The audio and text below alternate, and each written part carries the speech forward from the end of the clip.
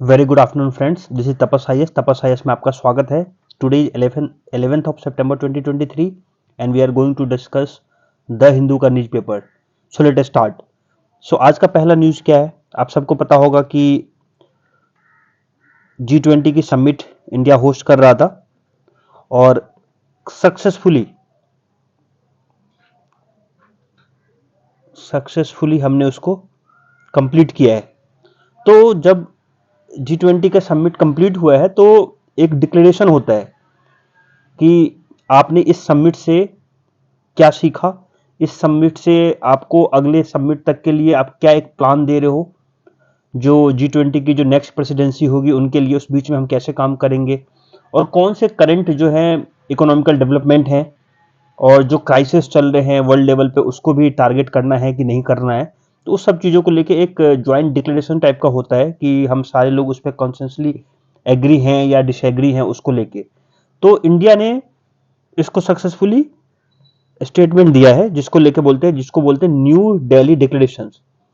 अब ये आपको मैं समझा दूं कि ये अप्रोक्सीमेटली 37 पेज का एक डिक्लेरेशन है।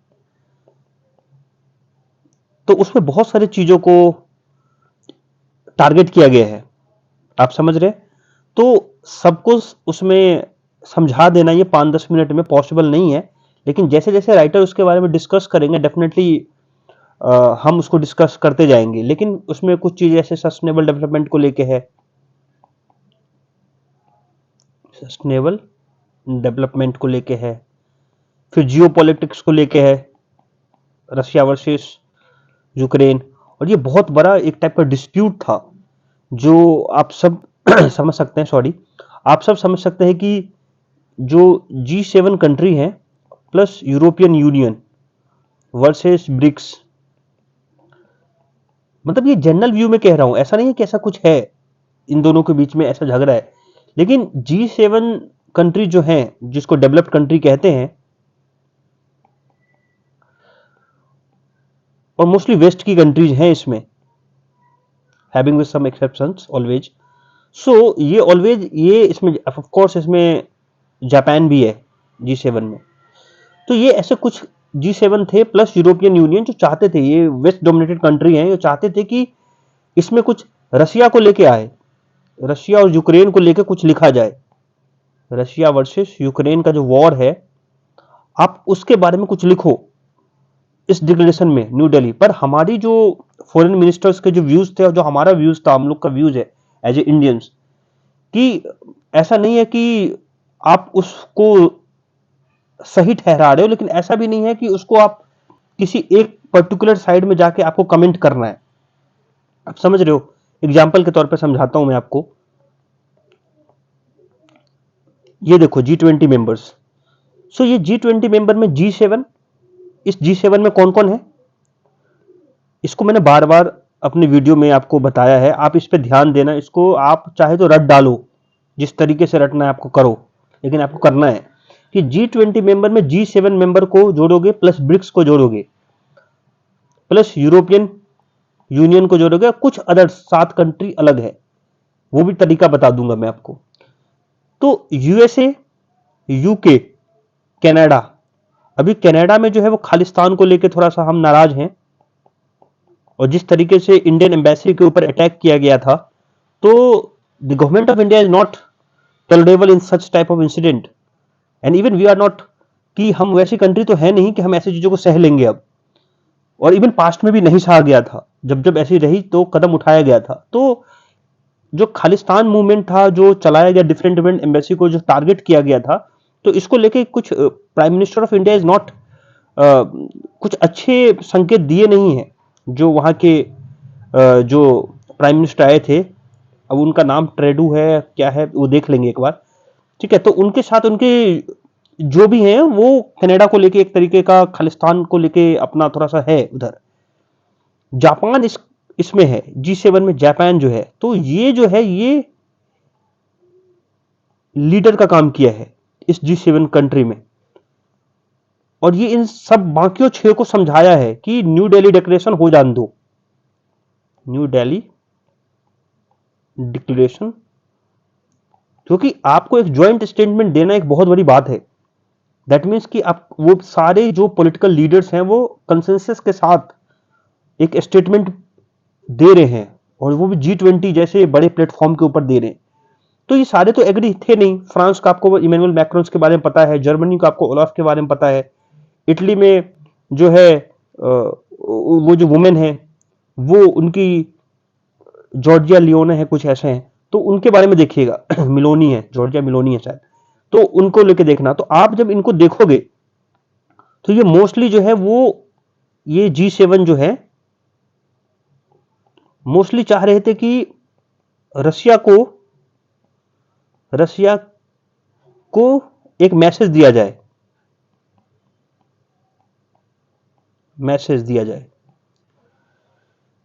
तो रशिया को मैसेज दिया जाए। लेकिन जरूरी क्यों है, जब आपको इकोनॉमिक प्लेटफॉर्म है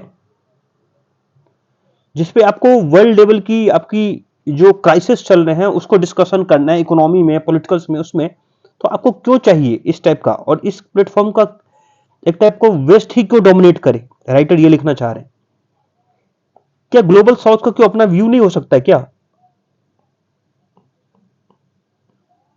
केवल ऐसा तो है नहीं कि दुनिया केवल यूक्रेन के आसपास घूम रही है, इसके अलावा भी बहुत सारी चीजें हैं जो हम फेस कर रहे हैं। जैसे न्यू डिक्लेरेशन में आप देखोगे तो अप्रोक्सीमेटली 9 या 10 न्यू दिल्ली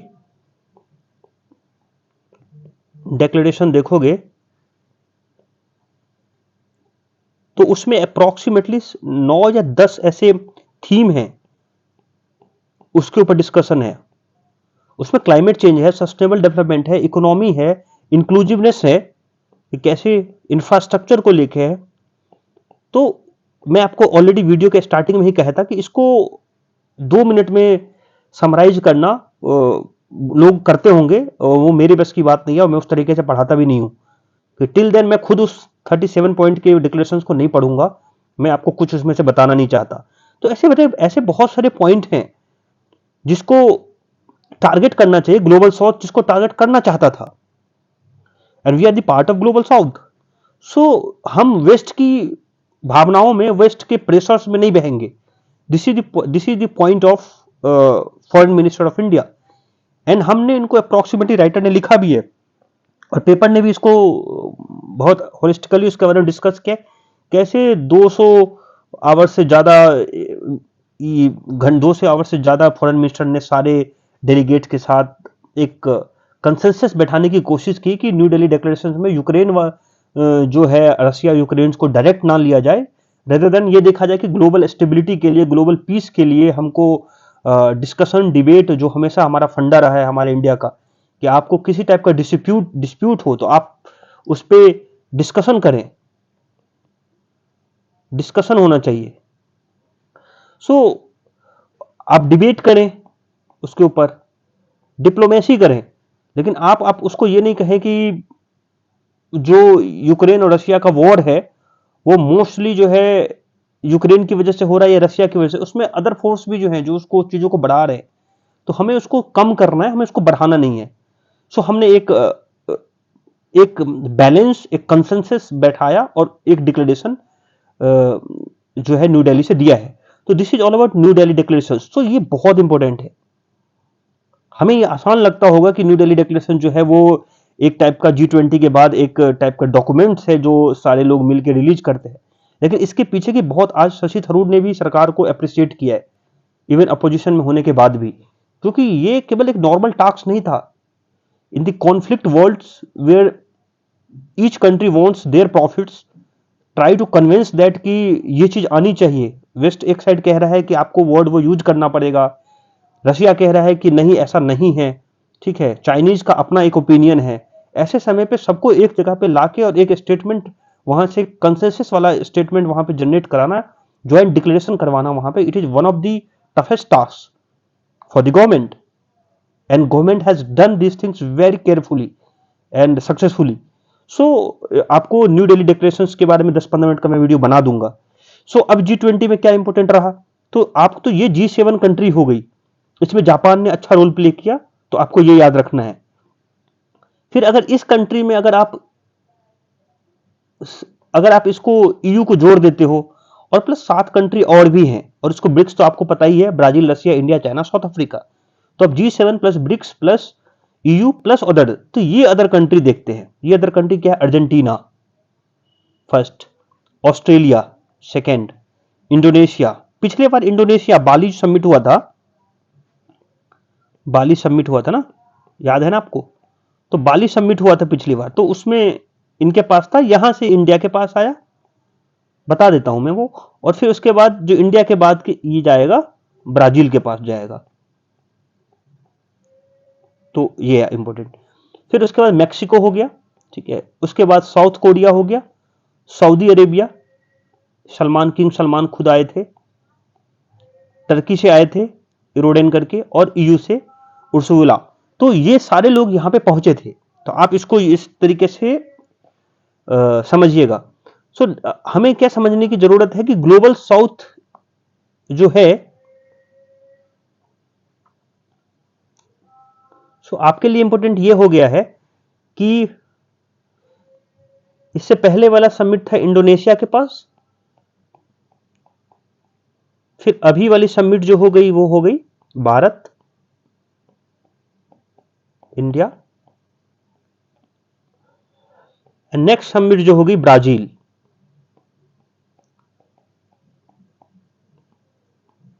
तो इंपॉर्टेंट ये है कि ये सारे जो है वो ग्लोबल साउथ हैं। ग्लोबल साउथ सबको पता है कि ऐसी कंट्री जो डेवलपिंग कंट्री है। ज्योग्राफिकली ग्लोबल साउथ कुछ नहीं होता, जो साउथ में कंट्री होगा वो ग्लोबल साउथ नहीं कहलाता है। आप उसको बार बार मैं रिपीट कर चुका हूं। ग्लोबल साउथ जो डेवलपिंग कंट्री है, जो अभी इंडस्ट्रियलाइज नहीं हुई है, हो रही है, धीरे धीरे कगार पे पहुंच रही है उस पर। और जो ग्लोबल नॉर्थ है वो ऑलरेडी डेवलप्ड है, ऑलरेडी इंडस्ट्रियलाइज हो चुकी है, वहां पे ऑलरेडी जो है वो सारी फैसिलिटीज हैं उस टाइप की। तो ये सारे इनके अपने जो है, इनके अपने हर्डल्स हैं, इनके अपने प्रॉब्लम्स हैं जिससे ये गुजर रही हैं, चाहे वो इंडिया हो चाहे ब्राजील हो, ऐसा। तो वो इधर ऐसे समिट्स में ये वॉर को डिस्कशन नहीं करेंगे।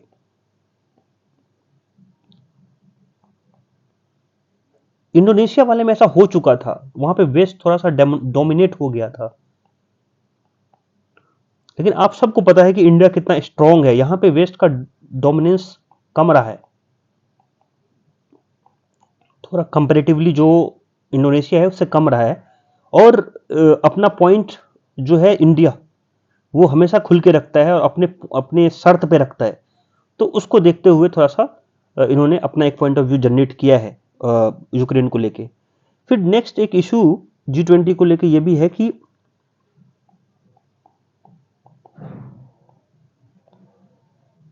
नेक्स्ट एक एडवांटेज है, अभी जो एडवांटेज हुआ है, इशू नहीं कह सकते उसको, एडवांटेज, कि इसमें अफ्रीकन यूनियन को शामिल किया गया है।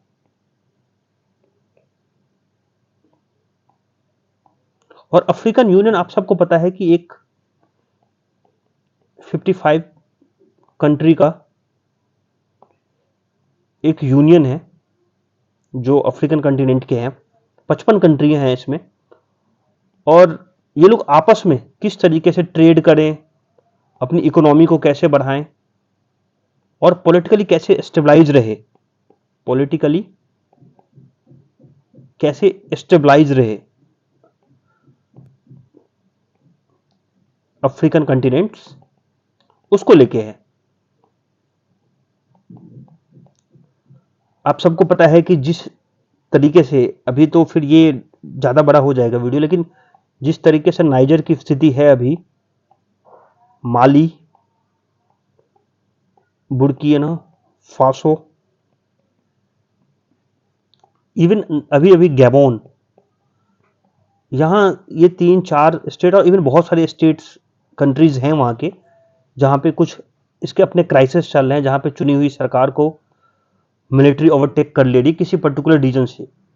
कहीं पे इलेक्शन में फ्रॉड है, कहीं पे कहते हैं कि इसमें फ्रांस का ज़्यादा इसमें रोल आ गया है, इसीलिए हम उसको जो है चुनी हुई सरकार को गिरा के मिलिट्री का वहाँ पे कूप लेके आते हैं। तो बहुत बहुत रीजन्स हैं। तो ये खुद ही अफ्रीका खुद ही डिस्टेबलाइज है। तो ये ऐसे यूनियंस जो उसको स्टेबिलिटी की ओर ले जाता है, उसमें से एक अफ्रीकन यूनियंस भी है। तो इसको G20 का मेंबर बनाया गया है। और ये 21वीं कंट्री होगी, यूनियन होगा एक्चुअली। अब G20 में G20 ने G21 होगा, जिसमें 19 कंट्रीज होंगी प्लस 2 यूनियंस होंगे, यूरोपियन यूनियंस और अफ्रीकन यूनियंस। सो ये पूरा G20 के बारे में था।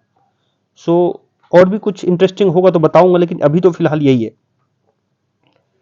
नेक्स्ट, अब चंद्रबाबू नायडू को स्कैम में, स्किल के स्कैम में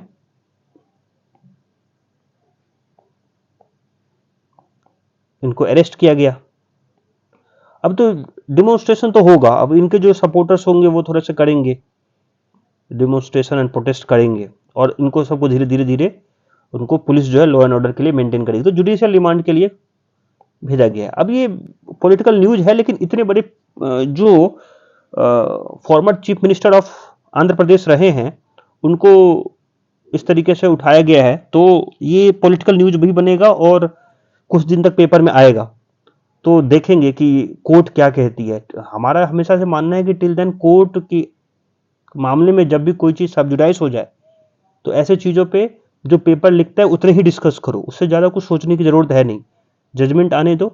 अब देखो कोर्ट क्या कहती है, जुडिशियल रिमांड में दिया है, ये अपने इनके एडवोकेट देंगे, इनके साइड से जो भी दलील देनी होंगी उसके बाद देखते हैं। तो स्किल डेवलपमेंट केस था, स्कैम था, उसके ऊपर इनको अरेस्ट किया गया है। मोरक्को की हालत बहुत ही खराब है। मोरक्को आप सबको पता है कि नदर अफ्रीका का में एक कंट्री है, नदर अफ्रीका में ये रिसाइड करता है, और यहाँ पे 6.8 का मैग्नीट्यूड का अर्थक्वेक आया है। अप्रॉक्सीमेटली जब मैं वीडियो बनाया था कल, तो इसके ऊपर मैंने एक वीडियो बनाया मोरक्को के ऊपर, उसकी ज्योग्राफिकल लोकेशंस और कैसे ये हैं, और उसमें अप्रॉक्सीमेटली मैंने 1000 लोगों का जो है वो किल्ड होने या डेथ होने की उसकी हमने वो बताई थी, वहां से जहां से रिपोर्ट हमें मिला था अल जजीरा से।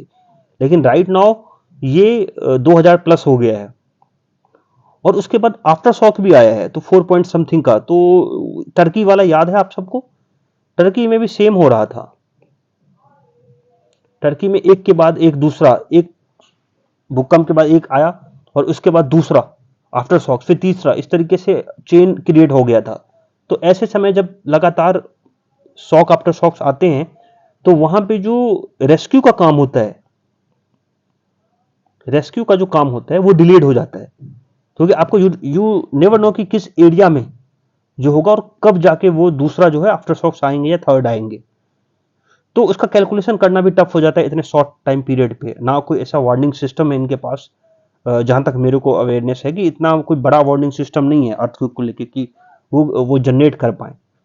तो ऐसे कंडीशंस में थोड़ा सा दिक्कत तो होना तय है। तो ये एटलस माउंटेन के आप थोड़ा सा मैप में देखिएगा, एटलस माउंटेन के पास में एक विलेज है, तो वहां पे हुआ है, और जिस विलेज में हुआ तो वहां तो 1351 लोगों की डेथ हुई है। तो जो एपिक सेंटर होता है वहां पे नुकसान तो आपको पता ही है, बहुत ज्यादा होता है।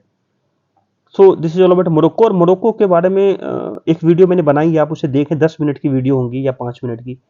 मोरक्को का क्या बताऊं आपको, मोरक्को के बारे में यह है कि मोरक्को को ऐसा समझो कि 20% इनकी जो इकोनॉमी है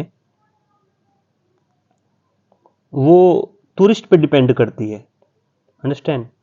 सो किसी भी कंट्री की जो अगर इकोनॉमी 20% डिपेंड करती है टूरिस्ट पे और इस टाइप के शॉक्स हो जाए, तो आपको समझ लो कि उसको रिवाइव करने में बहुत टाइम लगता है। यही हाल टर्की के साथ भी कुछ इसी टाइप का हुआ था, ठीक है। लेकिन टर्की बहुत ही आज से नहीं है, ऑटोमन एम्पायर के समय का है, तो वो जल्दी खड़ा हो गया। लेकिन अफ्रीकन कंट्री को जो ऑलरेडी अपने इतने सारे प्रॉब्लम से जूझ रही है, टेररिज्म से जूझ रही है, रिसोर्सेज क्राइसिस से जूझ रही है, एजुकेशन से जूझ रही है, हेल्थ से जूझ रही है, ऐसे समय पे अगर इस टाइप की चीजें हों तो वो उनको उसके प्रॉब्लम को इनहेंस करता है, बढ़ाता है। तो मोरक्को के लिए ये अच्छा समय नहीं चल रहा है, इवन वर्ल्ड के लिए नहीं चल रहा है। सारे डिफरेंट डिफरेंट जो वर्ल्ड लीडर हैं उन्होंने अपना हेल्प जो होता है, हेल्पिंग हैंड जो होता है वो उनको दिया है और कंडोन्स करने की भी कोशिश किया है, और धीरे धीरे जो असिस्टेंस है वो वहां पे पहुंचने लगे हैं। So this is all about Morocco.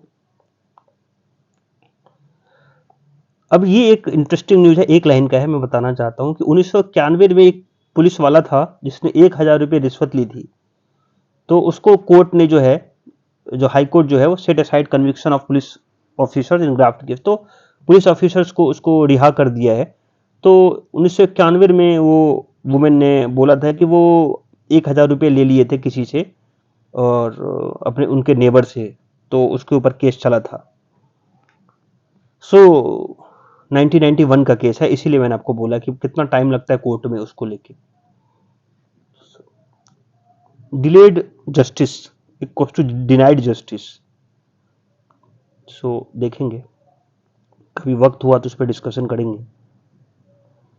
Yes, अभी हिमाचल प्रदेश में आप सबको पता है कि लैंडस्लाइड हुआ था, और जो फ्लड्स थे, क्लाउड बर्स्ट था, ये सब डिफरेंट डिफरेंट चीजें हुई थी यहाँ पे। तो उससे अप्रोक्सीमेटली 12,000 करोड़ का नेचुरल कैलेमिटी से नुकसान हुआ है हिमाचल को। तो वो प्राइम मिनिस्टर से कह रहे हैं कि जो 400 लोगों की, अप्रोक्सीमेटली 400 या 400 से ज़्यादा लोगों की डेथ हुई है इस कैलामिटीज़ में, ठीक है, अपना लाइफ, अपनी ज़िंदगी उन्होंने खोया है। सो 13,000 हाउस जो हुआ है वो डैमेज हुआ है, एक टाइप का डेटा दिया है, और बोले कि 12,000 करोड़ से ज़्यादा का नुकसान हुआ है, तो आपको कुछ असिस्टेंस दीजिए, फाइनेंशियल असिस्टेंस मांगा है सेंटर से। तो हिमाचल प्रदेश जो अभी बहुत ही दुखदाई समय से गुजर रहा है, वो लगातार फ्लड्स, क्लाउड बर्स्ट, उसके बाद लैंडस्लाइड्स हो जाना, तो ये है, और बहुत भयानक हम लोग ने दृश्य भी देखा है इनके लिए।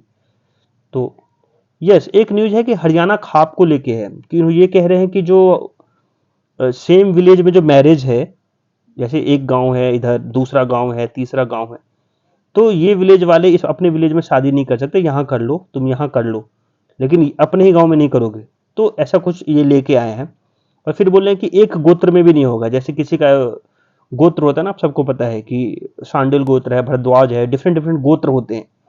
तो एक गोत्र में समगोत्री बोलते हैं, उसको क्या बोलते हैं, समगोत्री, एक ही गोत्र के, तो एक ही गोत्र में शादी नहीं होगा, उसके रिपरकशन बताते हैं।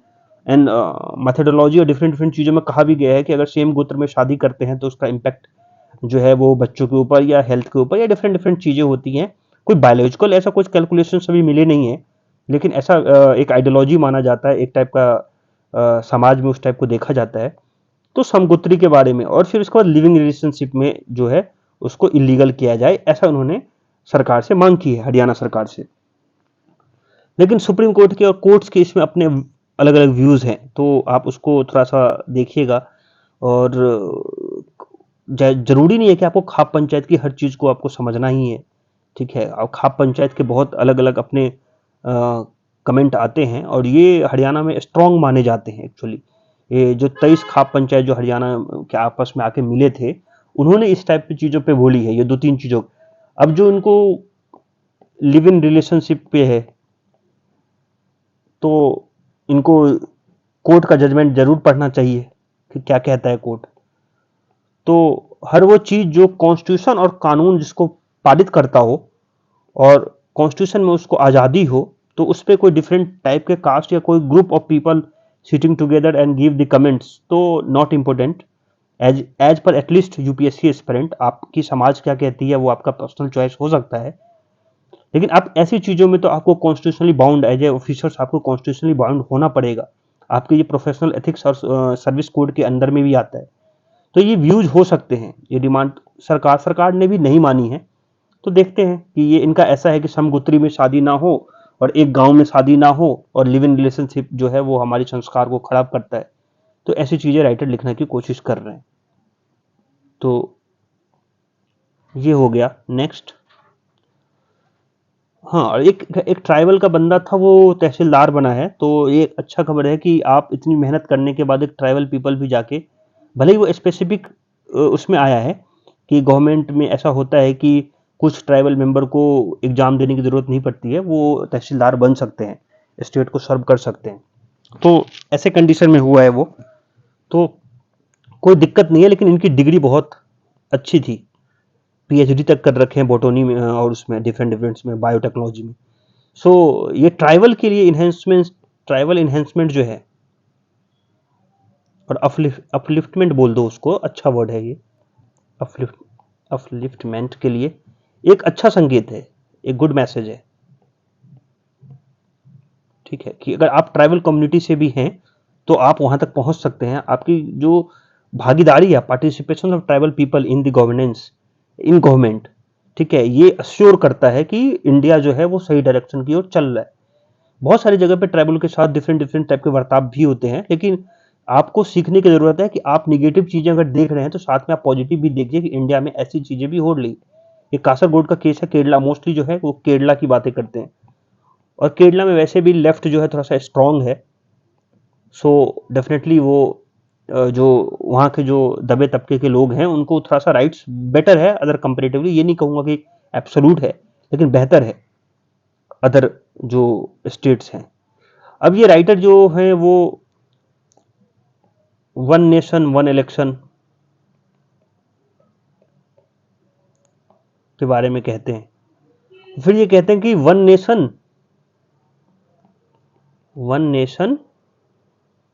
एंड वन, और सामने एक्स करके छोड़ दिया कि कुछ भी पुट कर लो उसमें, one nation one election, one nation one language, one nation one religion, one nation one pension, one nation one ration card, या फिर डिफरेंट चीजों को पुट कर लो। तो एक बोल रहे कि एक टाइप का आप इस टाइप की ओर आप जो है गवर्नमेंट ले जा रही है क्या, इस टाइप का डिस्कशन करने की कोशिश कर रहे हैं। फिर क्या कह रहे हैं कि ऐसा तो है नहीं कि जो साइमल्टेनियस इलेक्शंस हैं उसको ये पहली बार बात हुई। 1999 में भी कुछ प्रपोजल्स हुए थे, इंट्रोड्यूस किए गए थे कि परमानेंट साइमल्टेनियस पोल्स हों, ठीक है, तो उसको लेके हुई है बात। तो this is the perhaps the first time that high level committee is headed by farmer president of, ये पहली बार जरूर है कि एक हाई लेवल कमिटी बनाई गई है जिसमें president of India, former president of India Ramnath Kovind ji, उनको हेड किया गया है। तो ये एक पहला टाइप का है इस टाइप के, हाई लेवल कमिटी तो है, लेकिन कमिटी तो पहले भी और उसके टाइप की जो बनी थी 1999 से लेके, इन्होंने ऐसी बात। The idea is being sold under the garb of saving expenditure and avoiding the disruption of administration duty। ये बोलते हैं कि आप जो जिस चीजों को आप फेवर में, जिस चीज को आप ले रहे हो और कह रहे हो कि ये एक रीजन है जो साइमल्टेनियस इलेक्शंस होने चाहिए, उसमें से एक है कि एक्सपेंडिचर जो होगा वो सेव होगा, है ना। एक्सपेंडिचर, पैसे की बातें कर रहे हो आप, तो एक्सपेंडिचर आपका सेव होगा। और उसके बाद जो होगा, जो गवर्नेंस में डिस्ट्रप्शंस होती हैं, जो मॉडल कोड ऑफ कंडक्ट लग जाता है, वहां पे गवर्नमेंट कुछ कर नहीं पाती है, तो ऐसे समय पे ये सरकार के पास करने को समय रहेगी और वो कुछ कर सकते हैं, जो एक पॉलिसी है वो बना सकते हैं और पॉलिसी का एग्जीक्यूट करा सकते हैं। तो बोलते ऐसा नहीं है कि इससे एक्सपेंडिचर, इसके बारे में मैं पुराने वीडियो में भी मैं बोला हूं इसके बारे में कि जब भी आप एक्सपेंडिचर बोलते हो कि एक्सपेंडिचर सेव एक्सपेंडिचर्स हो जाएगा, तो आपके पास वो डेटा क्या है, वो आप उस डेटा को आप रखो लोगों के सामने में। डायरेक्ट कोई आपको ये मना तो कर नहीं रहा है कि साइमल्टेनियस इलेक्शंस होने नहीं चाहिए। ये कह रहा है कि आप जो, आपके जो व्यूज हैं, आपके जो ओपिनियन है, आपके जो थेसिस हैं इसको लेके, आप उसको रखो कंट्री के सामने में, और let the country decide, let the other party also decide, उनको एनालाइज करने का मौका दो कि why you want simultaneous election right now. ठीक है, अब 2024 का इलेक्शंस हैं, तो उससे पहले और या इतनी सारी चुनी हुई सरकार को भंग करना क्या आसान है क्या? कॉन्स्टिट्यूशनल प्रोविजंस की चेंज करने की जरूरत पड़ेगी। बहुत सारे आर्टिकल्स मैंने बताया था कि आपको 83 और वो डिफरेंट आर्टिकल्स, कुछ 356 को भी चेंज करना पड़ेगा। तो डिफरेंट आर्टिकल चेंज करने पड़ेंगे, तो वो भी आपको देखने की जरूरत है। उसके बाद ये कह रहे हैं कि राइटर्स कि it becomes even bigger problem when the ruling party seize every election. और ये बोले कि ऐसा नहीं है कि आपको समझ में आना चाहिए कि आप म्युनिसिपल इलेक्शंस को भी आप जीतने के लिए आप लड़ते हो कि किसी भी तरीके से जीता जाए, और आपकी जो गवर्नमेंट में जो कैबिनेट लोगों के, मंत्री लोगों के पद के लोग हैं, वो भी नीचे जाके म्युनिसिपल और पंचायत इलेक्शन में कैंपेन करते हैं।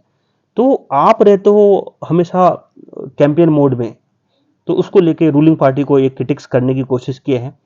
फिर नंबर ऑफ स्कॉलर्स और कमेंटेटर्स के बारे में लिखते हैं कि वो कॉन्स्टिट्यूशनल चेंज के बारे में बोलते हैं उस टाइप के। फिर ये है कि एंटायर वही 1x को वो डाइवर्सिटी की बात कर रहे हैं कि डाइवर्सिटी खत्म हो जाएगी, वन नेशन 1x कर दो आप।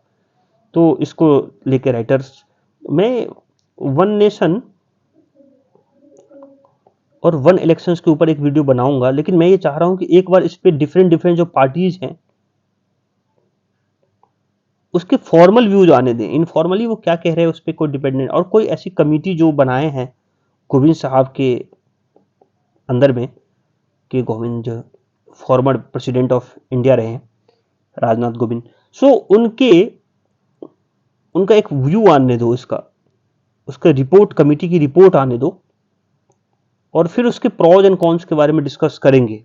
ठीक है, अब उसके ऊपर क्योंकि डिफरेंट राइटर्स में डिफरेंट व्यू हैं, कोई क्रिटिक्स करता है, कोई फेवर करता है, तो हमें एक टाइप का 4 पॉइंट का हमको फेवर, 4 पॉइंट्स के उसके नुकसान, और उसका कंक्लूज कि आप क्या क्या सोचते हैं उसके बारे में, आप ये बना के रख लो राइट नाउ।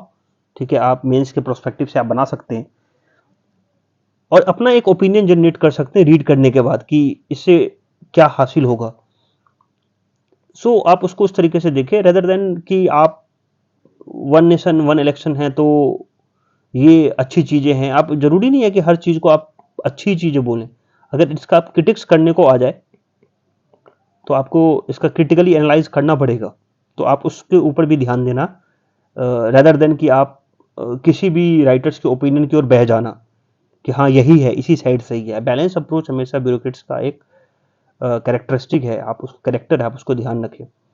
अब ये पाकिस्तान में पता ही है चर्च के ऊपर अटैक हो गया, तो क्या इतना वो एक्सट्रीमिस्ट की ओर जा रहे हैं, तो राइटर वही लिख रहे हैं कि कोई भी ऐसा मौलवी साहब या फिर वो नहीं हुए जो इसको कमेंट किया, उसको आके बोला कि ये हमसे गलत हुआ। बाद में भले ही आपने टीवी चैनल पे आके कहा कि पाकिस्तान को इस साइड नहीं जाना चाहिए, चर्च को वेंडलाइज नहीं करना चाहिए, आपको इस टाइप की चीज़ है, तो पाकिस्तान में तो एक्सट्रीमिज्म जो है वो अपनी चरम सीमा पे चल रही है, तो उसके ऊपर इंटरनेशनल रिलेशन में कुछ बड़ा होगा तो ही डिस्कस करेंगे।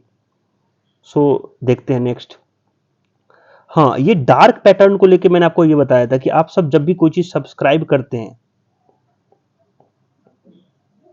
सब्सक्राइब का बटन तो आपको दिखता है, लेकिन अनसब्सक्राइब वाला जो ना, वो लोग गायब कर देते हैं, या फिर इतने छोटे लिखेंगे या ऐसे जगह पे लिखेंगे जो आपको दिखेगा नहीं, या फिर एक पेज के बाद दूसरा पेज, दूसरा के बाद तीसरा पेज ऐसा खुलता जाएगा, तब जाके आपको होगा।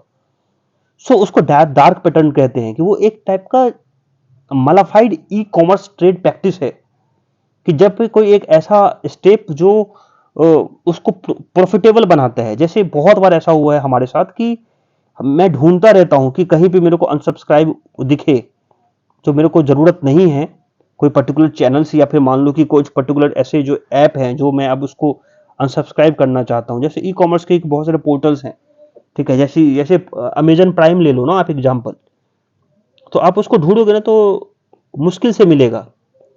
ऐसे ही आप कोई बास्केट में से कुछ आप खाना खरीदने के लिए सोच रहे हो, या फिर घर का राशन सोच रहे हो बास्केट में, तो वो करते क्या है कि एक टाइप का वो इस टाइप की चीजें करेंगे। 1 मिनट।